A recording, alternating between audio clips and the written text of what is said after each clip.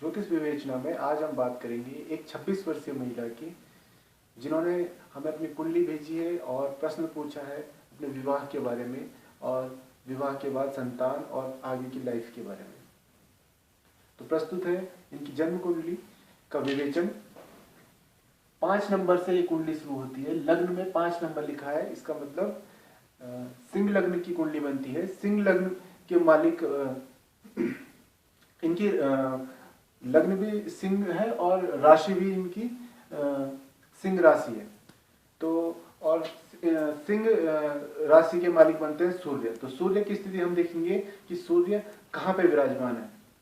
तो लग्नेश सूर्य जहाँ पे 1 नंबर लिखा है, 9वां भाव कुंडली का है और भाग्य स्थान भी कहा जाता है। तो लग्नेश यहाँ पे सूर्य है और सूर्य लग्नेश होते हुए भाग्य स्थान में जब भी आते हैं बहुत ही भाग्यवान जातक को बनाते हैं। जातक जन्म से ही भाग्यशाली कहलाता है और पिता का बहुत सपोर्ट ऐसे जातक को मिलता है।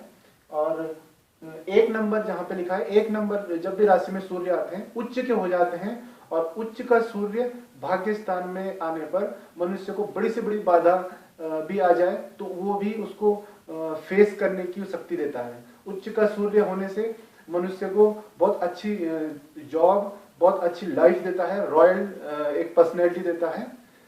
तो इनको सूर्य के लिए माणिक जरूर धारण करना चाहिए। बहुत अच्छा रिजल्ट ऐसे कुंडली में माणिक पहनने से मिलता है। तो ये तो बात थी। अभी हम देखेंगे लग्न में जहाँ पे 5 नंबर लिखा है कुंडली का लग्न है, यहाँ से हम देखते हैं आपका बिहेवियर, एटीट्यूड और पर्सनैलिटी। यहाँ पे जब भी यहाँ पे देखिए जो 12वें भाव के स्वामी चंद्रमा का वहां पे आने से थोड़ा सा और चंद्रमा केतु के साथ में विराजमान है तो चंद्रमा केतु का यहाँ पे ग्रहण दोष बन जाता है। तो लग्न में ये चंद्रमा केतु का दोष बनने से और इसके पीछे भी कोई ग्रह नहीं है, आगे भी कोई ग्रह नहीं है, थोड़ा सा वीक पॉइंट बन जाता है इससे क्योंकि लग्न में सूर्य की राशि है सिंह राशि सूर्य की राशि अग्नि प्रधान और वहां पे चंद्रमा विराजमान है केतु के साथ में। चंद्रमा जल तत्व, जल राशि के स्वामी हैं।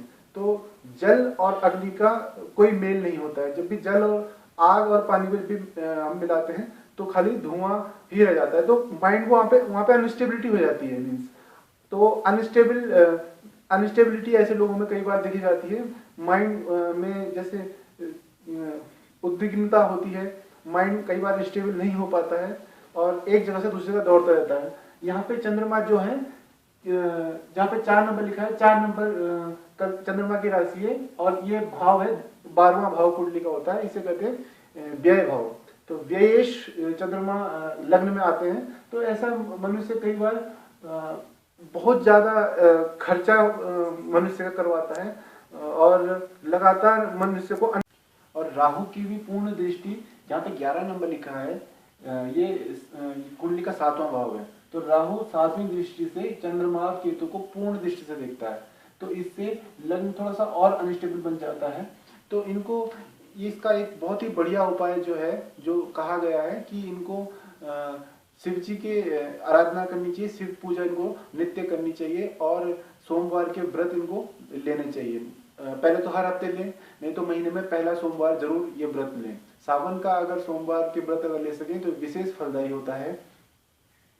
तो अभी इनका जो मुख्य प्रश्न था कि विवाह से संबंधित, तो हम विवाह की पोजीशन जब भी देखते हैं वो कुंडली का 7वां भाव से हम विवाह की पोजीशन देखते हैं। तो 7वीं पोजीशन जो है वहां पर 11 नंबर लिखा है, कुंडली का 7वां भाव 11 नंबर और इसके मालिक बनते हैं शनि। शनि विवाहेश होते हुए बैठे हैं जहाँ पे 9 नंबर लिखा है, कुंडली का 5वां भाव है, बुद्धि स्थान पर शनि बैठे हुए हैं और यहाँ से शनि तृतीय दृष्टि से पुनः अपने ही घर को पूर्ण दृष्टि से देख रहे हैं। शनि की 3 दृष्टियां होती हैं, तृतीय, सप्तम और दशम। तो तृतीय दृष्टि से 1 2 3 तृतीय दृष्टि से शनि अपने ही घर को पूर्ण दृष्टि से देखते हैं। तो विवाहेश विवाह स्थान का मालिक जब भी बुद्धि स्थान में जाता है तो मनुष्य को अपने से कई गुना कई अच्छा बुद्धिमान विवाह लाइफ पार्टनर मिलने के पूर्ण योग बनते हैं। और लव मैरिज भी का भी ये योग बनता है। और जो भी लाइफ पार्टनर हो, कई बहुत ही भाग्यशाली और बहुत ही बुद्धिमान, क्योंकि विवाह का मालिक ग्रह विवाह बुद्धि स्थान पे गया है और कुंडली के त्रिकोण स्थान में गया, बहुत शुभ स्थान में गया है, तो बहुत ही अच्छा ये योग बनाता है विवाह का। इनको अभी रिकमेंड किया जाएगा, इनकी वर्तमान में चंद्रमा की महादशा चल रही है। चंद्रमा इनकी कुंडली में मारक ग्रह है और लग्न में बैठे हुए हैं, जो कि बुद्धि को काफी अस्थिर करते हैं और काफी डावाडोल करने का काम ये कर रहे हैं। क्योंकि इनकी जो चंद्रमा की महादशा खत्म होगी 2016 में, इनकी चंद्रमा की महादशा खत्म होगी और उसके बाद इनकी मंगल जो कि इनकी कुंडली में शुभ ग्रह है, त्रिकोणेश और चतुर्थेश है। इनके मंगल की 2016 अभी इस साल इनको विवाह के बारे में नहीं सोचना चाहिए। कुंडली के हिसाब से इनको काफी, क्योंकि चंद्रमा की महादशा में अगर ये विवाह करेंगे काफी मृत्यु तुल्य इनको कष्ट होने के पूर्ण योग बन रहे हैं। 2016 में इनको विवाह की बात शुरू करनी चाहिए। इनका विवाह के योग 2016 के अंत तक आते आते काफी स्ट्रॉन्ग इनके योग बन रहे हैं। फर्दर जो इनका क्वेश्चन था कि संतान से संबंधित, यहाँ पे शनि बैठे हुए हैं, जो कुंडली का 5वां घर है, जहाँ पे 9 नंबर लिखा है, ये संतान का घर माना जाता है, बुद्धि का घर माना जाता है। तो यहाँ से हम संतान, व्यक्ति की संतान के बारे में देखते हैं कि कौन कौन से शुभ ग्रह, कितने शुभ ग्रहों की दृष्टि वहां पे पड़ रही है और उस घर का मालिक कहाँ बैठा हुआ है और उस घर पे पंचम घर पे कितने शुभ घर बैठे हुए हैं और किनकी दृष्टि वहां पड़ रही है। तो 9 नंबर जहाँ पे लिखा है कुंडली का पंचम भाव है, संतान भाव, संतान भाव इसे कहते हैं। यहाँ पे शनि बैठे हुए हैं, जो कि सप्तम भाव के स्वामी है और छठे भाव के स्वामी होकर के छठा भाव होता है कुंडली का रोग रिपुण। तो यहाँ पे रोगेश बनते हैं शनि, और शनि लग्नेश सूर्य के अति शत्रु है, सूर्य शनि की अति शत्रुता होती है। तो शनि यहाँ पे जहां भी जाएंगे वहां पे थोड़ा सा उस भाव को वीक करते हैं। तो संतान भाव में शनि शत्रु राशि के रोगेश होके उपस्थित है।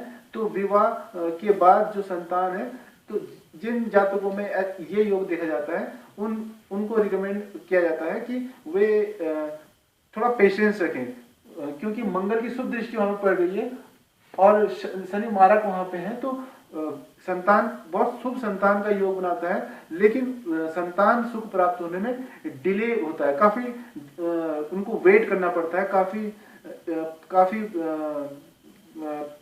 काफी टाइम ऐसा लग जाता है। तो हो सकता है कि थोड़ा टाइम लग जाए, कोई भी ऐसे रीजन बन सकते हैं, आपकी बुद्धि ऐसा हो सकती है या आपके हस्बैंड की तरफ से ऐसा हो सकता है कि किसी भी रीजन से कि संतान उत्पत्ति में डिले हो। तो 3-4 साल ऐसे योग में लग जाते हैं। तो लेकिन संतान सुख की प्राप्ति होना तय है, क्योंकि जहाँ पे ये जो पंचम भाव है, यहाँ पे 9 नंबर लिखा है, इसके मालिक बनते हैं बृहस्पति, और बृहस्पति केंद्र में बैठे हुए हैं धनेश और लाभेश बुध के साथ में। तो बहुत अच्छा योग है। और साथ में सुखेश और त्रिकोणेश, जहाँ पे लग्न बैठे हुए हैं 1 नंबर, इसके मालिक मंगल की पूर्ण सप्तम दृष्टि संतान भाव पे। तो संतान बहुत ही भाग्यवान संतान का योग बनाते हैं। बस इसमें यही थोड़ा सा ये है कि वीक पॉइंट बनता है कि शनि रोगेश, शनि जहां पर बैठते हैं शनि चले जो शनिश्चर, तो शनि काम स्ट्रॉन्ग कराते हैं, लेकिन थोड़ा सा लेट हर चीज में देते हैं, लेट होता है हर काम में। क्योंकि देखिए चंद्रमा, अगर आप चंद्रमा के देखें तो एक राशि परिवर्तन करने में 2.25 दिन लगाते हैं, बहुत तेज चलते हैं। शनि का काम बहुत स्लो होता है। शनि एक, जहां चंद्रमा 2.25 दिन लगाते हैं, शनि एक राशि परिवर्तन में 2.5 साल लगा देते हैं। इसलिए मैं कह रहा हूँ आपको बहुत ज्यादा उसमें इम्पेशेंस होने की जरूरत नहीं है, थोड़ा सा उसमें डिले होगा, लेकिन संतान प्राप्ति में कोई दुर्योग ऐसा नहीं बन रहा है। थोड़ा सा विवाह स्थान, जो सप्तम स्थान है, जहाँ पे 11 नंबर लिखा है, यहाँ पे विवाह स्थान है। यहाँ पे राहु के बैठने से, राहु सेपरेटिव प्लेनेट है, राहु के विवाह स्थान में बैठने से, और केतु और चंद्रमा, मार्केश चंद्रमा यहाँ पे बने हैं, और केतु और चंद्रमा की पूर्ण सप्तम दृष्टि, यहाँ से अगर काउंट करोगे 7वां स्थान ये है, सप्तम दृष्टि से पूर्ण यहाँ पे विवाह स्थान को देख रहे हैं। तो केतु की पूर्ण दृष्टि, चंद्रमा की पूर्ण दृष्टि और राहु सप्तम स्थान में विवाह स्थान में बैठने से थोड़ा सा हल्का फुल्का मन मुटाव या फिर क्लैशेस, सेपरेटिव प्लेनेट है, कभी हो सकता है कि उनको काम से या किसी भी वजह से थोड़ा दूर कुछ टाइम के लिए, टाइम टू टाइम उनको दूर जाना पड़े। तो आपको खास इसमें कॉशियस रखना है कि बहुत ज्यादा प्रेशर या थोड़ा सा आपको बुद्धि से काम लेते हुए ये सामंजस्य बनाना पड़ेगा, नहीं तो ये राहु के होने से इसके दुष्परिणाम भी होते हैं। कई बार इसमें विवाह संबंध में काफी कष्ट करवा देते हैं। तो आपको थोड़ा सा दिमाग से काम लेते हुए, बुद्धि का प्रयोग करते हुए आपको एडजस्टमेंट करना पड़ेगा। तो बात करें इनकी जॉब्स की, तो कर्म स्थान जो देखते हैं, जहां पे 2 नंबर लिखा है वहां से हम कर्म स्थान देखते हैं। कुंडली का दसम भाव है। दसम भाव होता है इंसान का कर्म का और जॉब का। तो यहाँ देखिए आप, स्वयं स्वग्रही शुक्र है, 2 नंबर है, वृष राशि, वृष राशि के मालिक बनते हैं शुक्र, अपने ही घर में विराजमान है। शुक्र है दानव गुरु और बृहस्पति है देव गुरु। देव गुरु और दानव गुरु एक साथ, 2 गुरु एक साथ में बैठे हुए, बहुत अच्छा योग बनता है। प्लस यहाँ पे बुध भी बैठे हुए हैं। बुध यहाँ पे, जहां पे 3 नंबर लिखा है, जहां पे 6 नंबर लिखा है, 3 नंबर लाभ का स्थान है, लाभेश बुध है, और 6 नंबर धनवाणी कुटुंब, धनवाणी कुटुंब के मालिक भी कर्म स्थान में। तो बहुत अच्छा इनका जॉब की इनको कमी नहीं रहेगी, और जॉब से इनको लगातार अर्निंग होती रहेगी, और लाभ इनको कहीं ना कहीं से मिलते ही रहेंगे। इनको ये रिकमेंड अभी करेंगे कि वर्तमान चंद्रमा की महादशा में मई 2016 के बाद इनके विवाह के पूर्ण योग बन रहे हैं। सूर्य की चंद्रमा के अंदर सूर्य की अंतर्दशा चलेगी, तो काफी शुभ इनका योग बन रहे हैं। सूर्य लग्नेश होते हुए इनको माणिक पहने तो बहुत अच्छा इनको रिजल्ट मिलेगा, लग्न स्ट्रॉन्ग इनका हो जाएगा। तो ये था इनकी कुंडली का विवेचन और इनके सारे प्रश्नों के समाधान। धन्यवाद।